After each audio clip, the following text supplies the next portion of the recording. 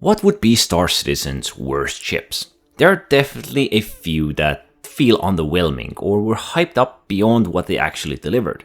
Not every ship is created equal, and most often the difference comes down to status, utility, special gimmicks, and so on. Some of these features are common, others are extremely niche depending on their intended role. So in this video, I'll be talking more about ships that feel like they're missing a critical piece or two. Let's begin with a ship that had a tremendous concept behind it. It was expected to change the game, the MISC Starfarer. This was designed specifically with Pyro in mind, built for refueling other ships in deep space. It was meant to fulfill that logistical gap and serve as a core support vessel for organization-based gameplay. While a lot of effort went into the Starfarer and the original refueling mechanics, the ship was almost forgotten overnight. So why did this happen? Simply put, the core need for in-space refueling hasn't fully materialized, at least not yet.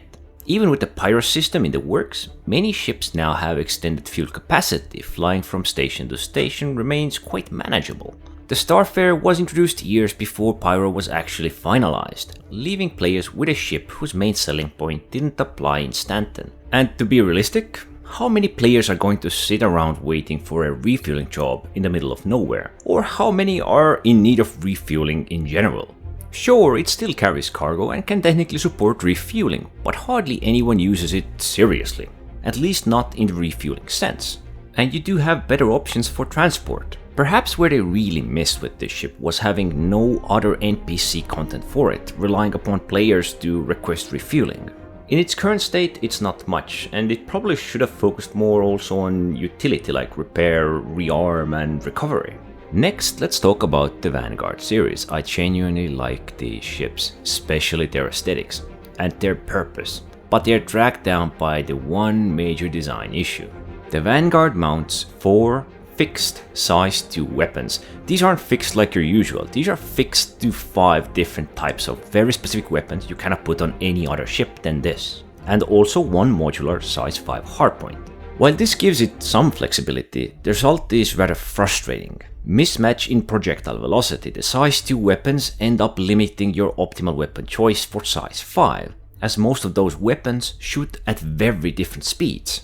End result is either using suboptimal weapons, or it creates a serious imbalance between what you got. You're either left with ignoring the size 5 gun, or relying heavily on it while the others underperform. And that's a shame, because the weapon positioning on the Vanguard is excellent, with the 4 size 2s mounted tightly together in the nose of the ship and size 5 placed just below it. There's almost no spread, making the ship feel like it should be a beast in fighting. But the velocity mismatch forces players into close range engagements or to favor one set of guns over the other, which might not be the best. If they would make these ship-specific weapons more compatible with the other high-end size 5s, it would be one of the best heavy fighters in the game, with 4 variants to support different playstyles as well.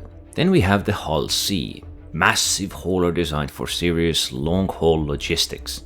It's not a courier ship or a typical delivery vehicle. It's meant for interstation travel, moving massive cargo loads across large distances. Once deployed with cargo, the Hull C can't land, so it relies entirely on station docking to operate within the star system. Here's where the real pain begins, as the gameplay systems supporting Hull C are consistently broken. Docking often fails, cargo delivery glitches out, and the trade terminals have mind of their own. Sometimes you can't unload, unlike mission-based trades. Using Hull C means risking your own hard-earned AUEC, often 6-figure amounts or perhaps even more. And for what? A chance to get a payout that may be blocked by a bug. It had one good patch and quickly faded from popularity, much like the Starfarer.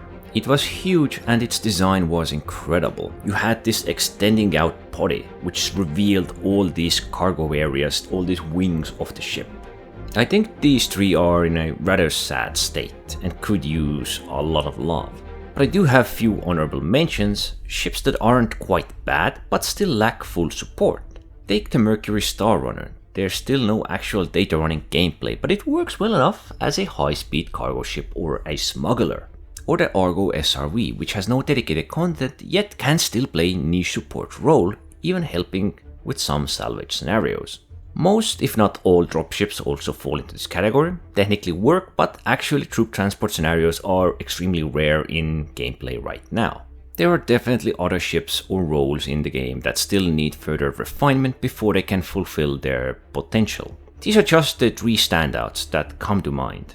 If you've got others that you think deserve a rework or some extra attention, drop them down in the comments below. I'd like to hear your takes. Anyway, don't forget to like, subscribe, and thanks for watching!